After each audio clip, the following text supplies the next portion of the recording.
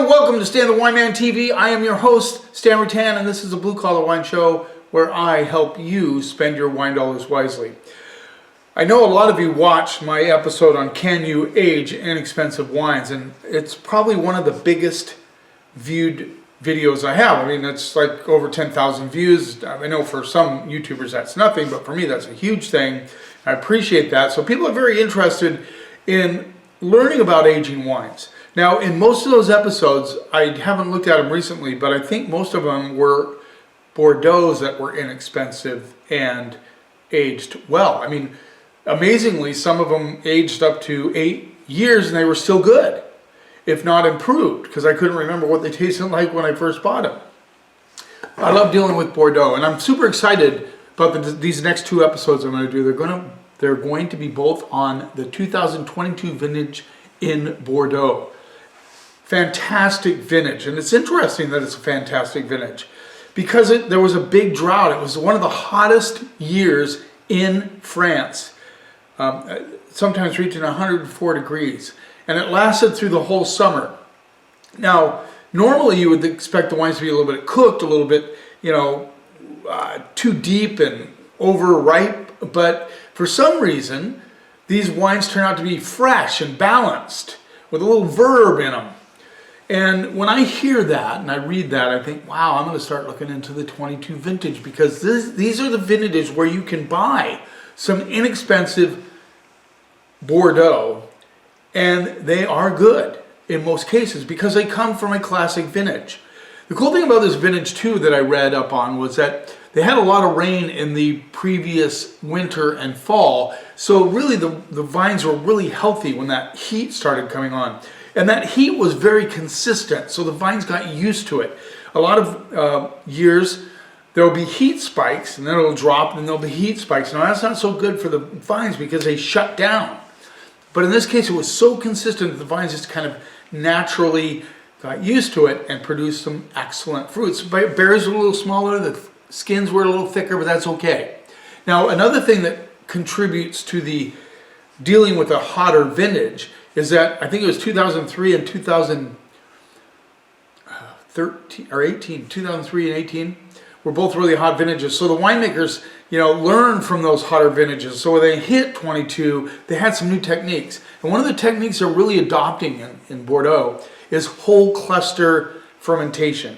Normally they'd knock off all the berries, put them in a vat, and ferment them. Now they're getting into this whole cluster fermentation, which we do a lot in the US. This allows more acidity, freshness to develop in the wine. So all of that included makes for a great vintage. And also the fact that there was a drought, sometimes not a lot of rain is good for the wine, for the grapes. So they're survivors for sure.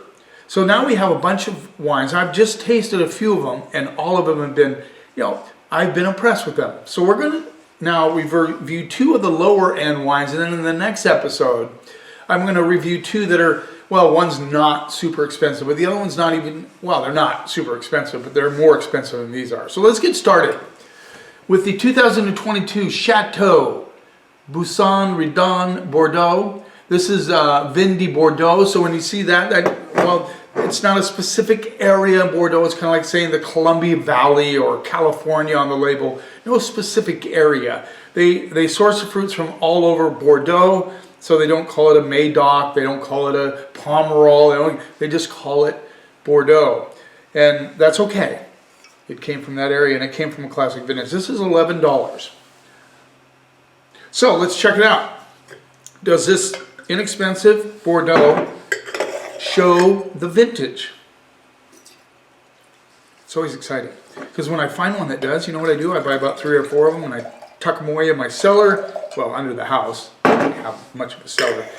And then I see how they develop. And it always excites me to do that because I know for younger wine drinkers, let's say the 20-somethings getting into wine, so many wine programs promote really expensive wines, and I know you guys just can't afford that stuff. I mean, maybe some of you can, but a lot of you are like, you have other things to spend your money on than a $60, $70, $80, maybe even $100 bottle of wine.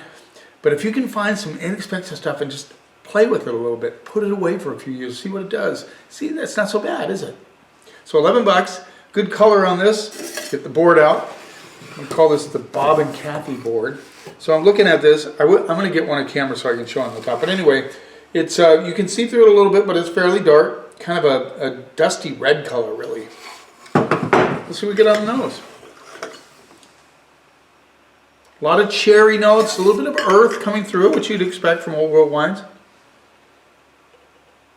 I smell minerality, like a little bit of crushed rock. Interesting about this vintage too is a lot of these wines came in at a higher alcohol level. I believe this one is at 14%, which isn't super high, but still, a lot of times Bordeaux will come in at 12.5 to 13.5. This is 14. Getting an interesting tobacco, kind of sweet tobacco notes coming through. And some umami notes, some like marinade notes coming through, meat marinade. And really kind of dark rose petal notes. See what we get on the palate.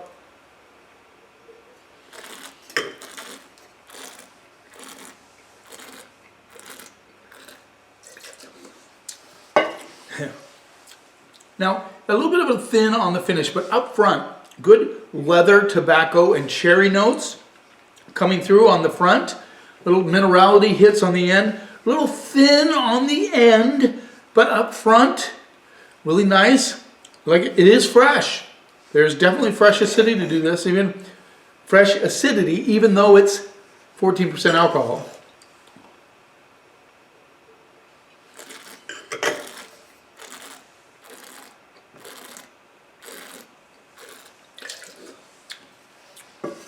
Again, some interesting spice notes too, just barely, but they're there. Tobacco, cherry, leather, a little bit of earth.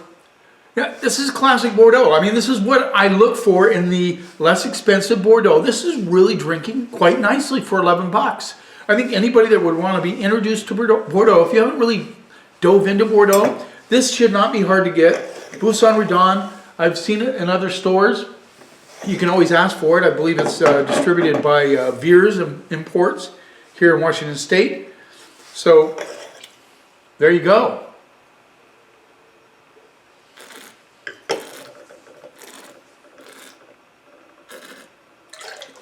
Those rose petal notes come through as well.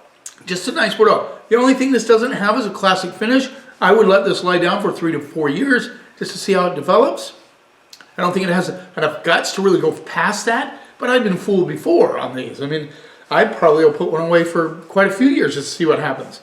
But very balanced, very classic Bordeaux flavors. A little graphite coming through on the end of that for $11, guys. So if you want to dive into Bordeaux a little bit, find out what it can do in a good vintage, this would be a good one to go to. And I'm going to go C+, B-, no, just C+.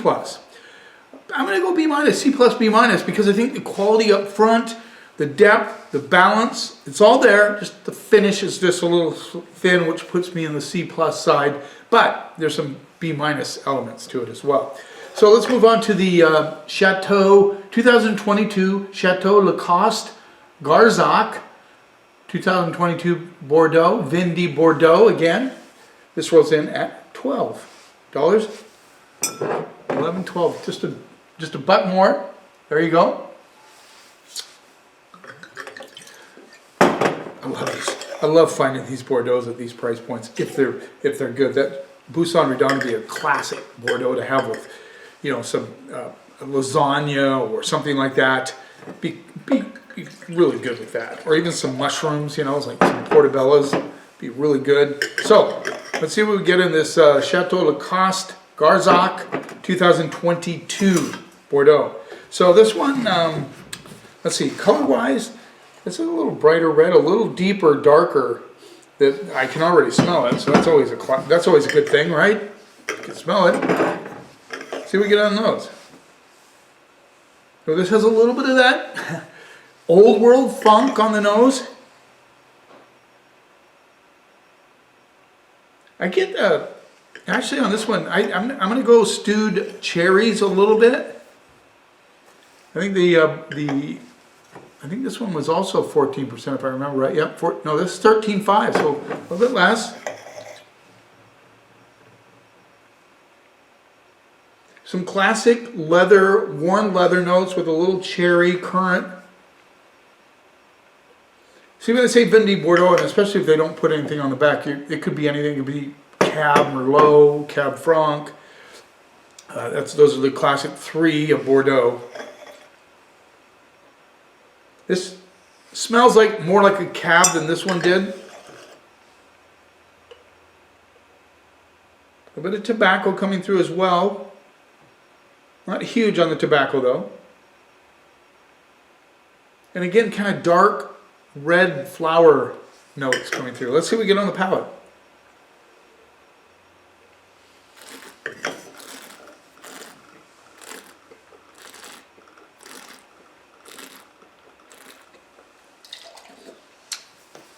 Now this doesn't have the punch up front that the first one did, but it follows through all the way through the palate with a nice balanced richness, but not over the top. Classic from the, this good vintage where there was a lot of heat, but the vines were able to withstand that heat and develop this fruit. This is classic. This one's hard to tell whether it's kind of a mix between Cab and Merlot, maybe 50-50. I'm not getting a lot of Cab Franc notes on it. It doesn't take much Cab Franc to get Cab Franc notes on it. But this is like really balanced all the way through. Doesn't have a ton of complexity, although it has some nice spice notes to it.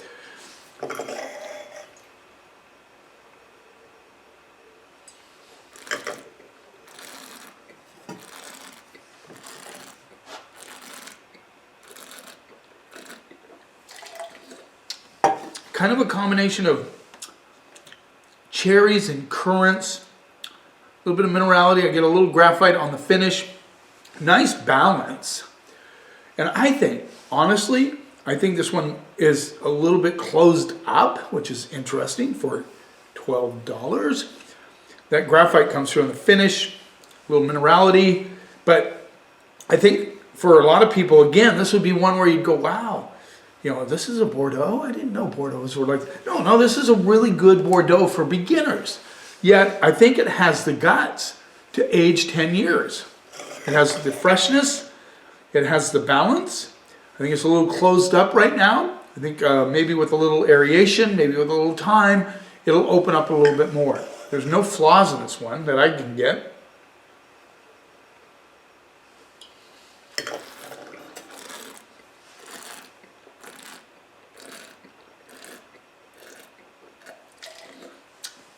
Could be a little Cab Franc on this. I get it on right there as you aerate it in your mouth. You get a little bit of that tiny, tiny hit of vegetal. Maybe a little bit of a salal leaf sort of thing coming through. But overall, very balanced, very consistent across the palate, very smooth. I'm saying this is smooth. The tannins are very approachable. I like this wine. I like it because I think it has aging potential. It has the acidity as a fruit. It's closed up right now. Bordeaux's can do that. They can just kind of close down a little bit, and they open up, close down. That's the way they are. I like this wine. I don't know if it will develop more after 5 to 8 years, but I think it has the potential. And I'm going to go straight up B on this wine. It's a good example of Bordeaux. So there you have it. 2 Bordeaux, $11 and $12 that are showing good. I mean, they're not classic Bordeaux's. They're not, right home to your wine-loving friend about, you got to go buy one of these. But if you want to get into Bordeaux, if you want to see how they age, buy a couple of these and just put them away for 3 to 4 years. Just see how they develop. It's not a big investment, and you might be surprised. I've been surprised many times by examples like this, putting them away just for a few years, seeing how they develop. And a lot of times they turn out much better. I'm excited to do the next episode. We're just going to step up just a little bit and see how those are showing. Thanks for taking a little time out of your day. If you haven't yet, please subscribe to my channel. You can see what's going on. A lot of plans for doing things like this, and these will not be the last 22s. These next 2 episodes will not be the last time I review 22 Bordeaux because I'm super excited about this vintage. You keep watching, and I'll keep helping you spend your wine dollars wisely.